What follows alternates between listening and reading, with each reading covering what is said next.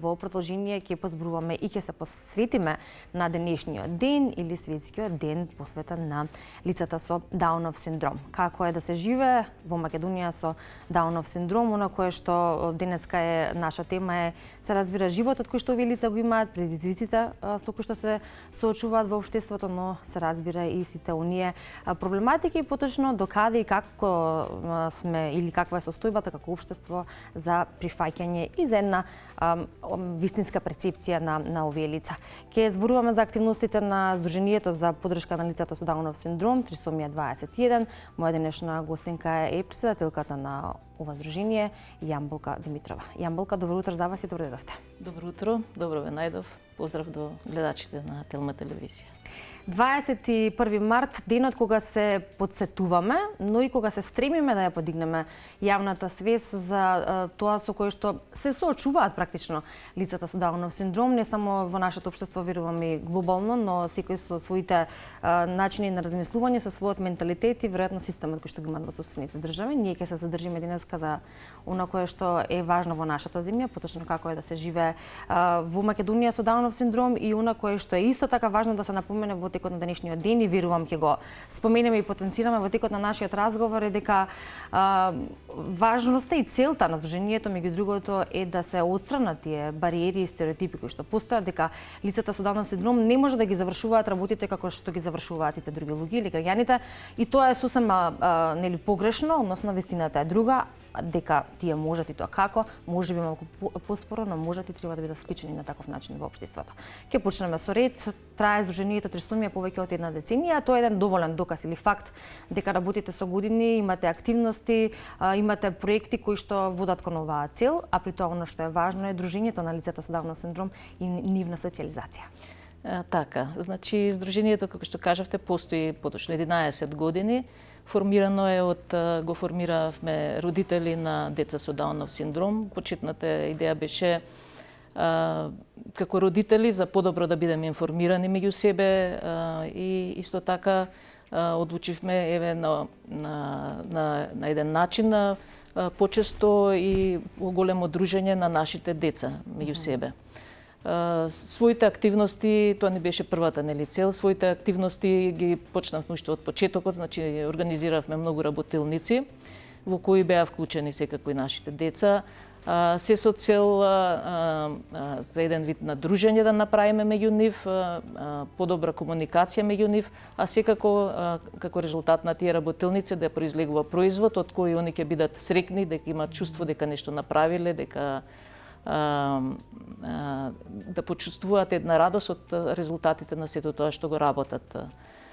Исто така, со тек на времето мислам, ние ги согледуваме проблемите со кои се сретнуваме секојдневно со нашите деца во живеењето, во работењето, во учењето.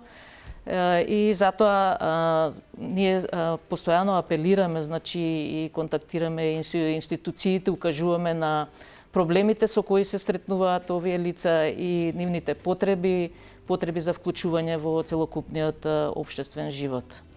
И затоа и овие работилници како што беа насочени после работилниците, како да речеме имавме изготвување на континуирано на мартинки за по повод 1 март, на честитки, новогодишни честитки, имавме за великденски празници и секогаш тоа го правевме јавно, на јавни места, значи подарувавме во моловите каде што има голема фреквенција на луѓе, баш ние сакавме да покажеме да, ова се нашите деца, тие не се за дома да се кријат. Да. Погледнете ги, тие се исто како сите други, имаат исто потреби како сите типични лица, потреба за дружење, потреба за љубов, потреба за самопочит, за потврдување на све што го прават. И секогаш бевме отворени и јавно ги представувавме децата за да се надмине она пракса што била претходни години и со генерации кога да не кажам, ама многу и луѓе и родители се срамеле од своите деца баш заради тоа што се со интелектуална попреченост. Да. 365 дена треба да се зборува за тоа, се со таа цел, нели, и да се запознаеме подобро и да се подигне јавната свест и прифаќањето да биде и полесно и побрзо. Но секоја година на овој ден се зборува за тоа. Каков е вашиот впечаток, докаде сме стигнати како општество во однос на прифаќањето за кое што зборувате и колку државата ја дава својата поддршка? Убаво го кажавте тоа, значи ништо не се прави со еден ден во годината кога се зборува за потребите на овие лица. Еве, пред да ви кажам за другиот дел, би спомнала дека медиумите се многу битна алатка за промена на јавната свест кај луѓето во позитивна насока и затоа сметам дека можеби медиуми, дали само пишани телевизии, радија, треба да вклучат, тоа е моje мислење и препорака, да речеме одредени емисии, дали тоа на неделно, дали можеби на месечно ниво, каде што исклучиво ќе се разговара и ќе се покажува за достигнувањата, за проблемите на лицата со интелектуална попречност, меѓу кои секако се и лицата со Даунов синдром и други попречености, не значи дека тоа треба да биде само за лица со интелектуална попреченост, за да се почесто јавноста добива информации и едноставно се менува ставот и нивните погледи што ги имаат и ставови до тога што, да не кажам, таа стигматизација и стереотипи во однос на овие лица. Инаку во нашата држава е таква каква што е, нели не сме од богатите држави, ние сме за жал од посиромашните држави, меѓутоа треба да се признае дека во последните 20 на години се направени промени, затоа што мојот баш син е 23 години и знам дека во периодот кога требаше да оди во градинка, во школа, баш тогаш се менуваа работите, односно почна да се зборува за инклузијата. Секако тоа беше почетни работи, почетни чекори во сето тоа, во почетна фаза секако. И не беше баш така лесно, затоа што требаше да прашам во две градинки за да во третата го примат, разбирате ли, после во училиштата и така. Меѓутоа, како и да е, почна да се менува јавната свест во државата во однос на овие лица, а секако и институциите придонесува затоа што со законските промени што ги воведуваат, овозможија, нели, инклузија. Тоа е уствари највише што се направи во тој дел, фактички инклузијата во градинките, во училиштата, па сега во последните години мислам дека тоа е више и задолжително, дека не е тоа дали сака или не сака, едноставно треба да се инклузираат овие лица. Меѓутоа, секако тоа многу бавно иде, за жал. Значи, требаше да пројдат можеби 20-15 години од зачетоците до сегашно време, кога гледам родителите се позадоволни, затоа што се ангажираат и доста асистенти, за разлика од минатите 2-3 години, кога имаше голема побарувачка, имаше недостиг од асистенти. Гледам сега во таа насока е малце смирена атмосферата. Меѓутоа, се уште треба многу да се работи во тој дел, затоа што, како што ми кажуваат родителите, значи се уште немаат учебни помагала на овие лица, тоа не може да се направат некои посебни учебници за секое лице, меѓутоа треба да се дадат едни насоки воопшто и за наставниот кадар, во која насока треба да се движат во работењето со учениците. Меѓутоа тоа се работи кои полека се движат, се надвам во наредниот период дека сите тие работи ќе се надминат. Исто така има придвижување и во однос, да речеме, промена малце во позитивна насока, нели, јавната свест, затоа што и потребата од вработување на овие лица почнува, да речеме, овој проблем со вработувањето, тук таму, нели, почнуваат, има иницијативи, има некои одредени вработувања на овие лица. Макар да тоа не е се уште, мислам, системски решено, затоа што постојат некои проекти што ги води државата со Агенцијата за вработување, меѓутоа, за жал, додека траат проектите, траат и вработувањата, најчесто, и мислам дека тие лица и со посебни потреби се и злоупотребени, затоа што функционира додека трае проектот, после проектот имам информации дека многу лица се отпуштени. Затоа државата треба да си има инструменти за мониторинг, за следење на сите овие работи, за да нема, да речеме, злоупотреби. Така, најмалку што треба е злоупотреба токму на лицата со Даунов синдром, кои што веројатно и сакаат и очекуваат и нормално се радуваат на работната позиција кога ќе ја добијат, токму тие причини и оно кој што го спомнавте, се случува и на работилниците, да ја направат задачата или тоа кое што го имаат за цел и понатака нели да бидат задоволни со тоа кое што го направиле. И кога веќе зборуваме за инклузијата, поточно и поддршката на државата, тогаш тука ќе ја споменеме здравствената заштита и социјалната заштита. Здравствената заштита кај овие лица со оглед на тоа што и нивните здравствени потреби се поинакви и поголеми, ја има до 26 години, но по 26 години веќе не, што понатаму и се разбери во однос на социјалната заштита, тука се вклучуваат и родителите на кои што исто така им треба помош. Так. Видите, кај нас во однос на законодавството за лицата со посебни потреби е регулирана проблематиката со Закон за заштита на децата, а овие лица се сметаат до 26-та година дека се лица како ги третира овој закон. После 26-та како да не се више лица со посебни потреби, што е нелогично. Тоа е доживотна состојба, не се минува. Да, тоа е доживотна состојба, едноставно како до 26 се третираат лица со посебни потреби, после влегуваат во останатата категорија. Да. Што сметам дека не е во ред и сметам дека и друг пат сум го кажала тоа, треба да се има посебно законско решение за овие лица со посебни потреби. Не може да ги решавате вие во овој закон, во тој закон и на крај нема доволно информираност, луѓето не се информирани за сите тие работи, кај треба да се обратат, какви им се нивните права и сите тие работи. Да.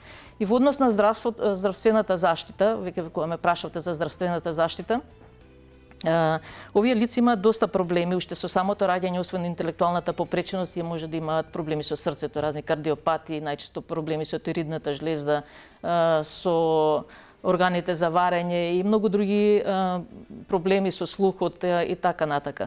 Меѓутоа, тоа си бара една рана рехабилитација, значи на овие деца, вклучување на стручен кадар како физиотерапевти, дефектолози, подоцна и логопеди за надминување на сите овие проблеми, да речеме говорни и така натака. Меѓутоа, за жал, кај нас не е така, не е така уредено, едноставно како да не е организирано. Секој родител сам си се организира, бара начин како сето тоа да го спроведе. Не, да речеме, не е тоа направена една како процедура за како да се третираат овие лица со Даунов синдром. Едноставно сметам дека леснително за родителите да не лутаат меѓу себе, да се прашуваат каде треба сега, што треба да поборам. И треба да има една таква програма, исто како што се овие вакциналните, да речеме, програми, да се знае, да бидете информирани. Вие на 6 месеци треба да дојдете да видиме до кај е развојот, после 6-тиот месец или 3-тиот, сега така кажувам, ќе одите на физиотерапевт, ќе одите овде, ви е закажано. Да има ред, едноставно да се знае тоа, да биде пишано и да си знаат родителите кај треба да се обратат и кога да се обратат. Проблемот е исто така што доста се лута де во оваа институција, дека е во оваа ординација, де во државна, де во СИМПО, не знам вака или така, едноставно тоа бара поголемо ангажирање и нервоза кај родителите кои онака имаат чувство, грижа поголема и секако. Проблеми е тоа што не постојат, да речеме, специализирани доктори кои они си се специјалисти, меѓутоа во однос на со овие лица со интелектуална попреченост, затоа што реално тие лица имаат проблем во искажувањето на своите проблеми. Многу е поедноставно со типично дете да функционира, да се работи, додека со овие типичните малце по проблем, затоа што имаат, посебно лицата со Даунов, имаат проблем со зборувањето и со искажувањето на она што го осеќаат. Така да, они со текот на времето секогаш имаат, да речеме, проблеми. Тоа во почетокот се тие ангажирања, за жал, пак мора да потенцирам дека во државата нема доволно стручен кадар, како што е, да речеме, логопеди, дефектолози. И на тоа треба да се работи, да речеме, за подобрување на ситуацијата. За жал, во однос на партиципацијата до над 26 години, тоа се, мислам, колку што разбрав, тоа се реши, затоа што рекоа дека се ослободени од партиципација после 26, меѓутоа доколку имаат овие лица со Даунов синдром да мора болнички третман, во тој случај придружникот мора да плаќа, што не е во ред. Во однос на социјалната заштита, уште колку? Уште многу малку време имаме. Може да ја довршите реченицата и ќе го завршиме. Да, во однос на социјалната заштита може да кажам исто дека лицата над 26 години едноставно како да немаат потреба од социјална заштита, односно посебно во делот на паричната заштита, односно посебниот додаток, тој се укинува со 26-та година, а после 26-та година треба да ги третираат како сите стари лица што им треба, да речеме, помош и добиваат туѓа нега и тоа е. Исто има проблем, сакам на брзина да го искористам времето да кажам еден проблем кој ми го кажуваат и родителите кои што се вработени. затоа што државата има поддршка на лицата, на родителите што не работат, им дава еден траен надоместок, на лицата може родителите на овие лица да работат скратено време, што исто им се овозможува, меѓутоа родители кои не можат да користат скратено работно време, немаат никаков бенефит, односно мора да чекаат 62 години за да отидат во пензија, што сметам дека не е во ред, дека и на тие треба да се истретираат, дали треба порано да отидат во пензија на 58 години или пократко, за да бидат сите да не бидат дискриминирани во однос на другите родители. Тоа се предлозите кои што треба да се прифатат и треба да се размислува во таа насока и верувам на тоа работи Сдруженијето и да тоа е вашата цел и тоа ќе го правите во следниот период. Убаво рековме, треба да се посвети повеќе време, не само еден ден или само разговор, и верувам дека ќе имаме можност во иднина да позборуваме и повеќе за проблематиките со кои што се соочувате и се разбира со позитивен исход, се надевам, тоа и ви го посакувам. Ви благодарам многу за гостувањето, времето не истече, иако имав уште неколку прашања, но затоа велам во следна прилика и повеќе за ова. Ви благодарам на поканата, се надевам наредниот пат ќе биде по детално и поисцрпно. Така е.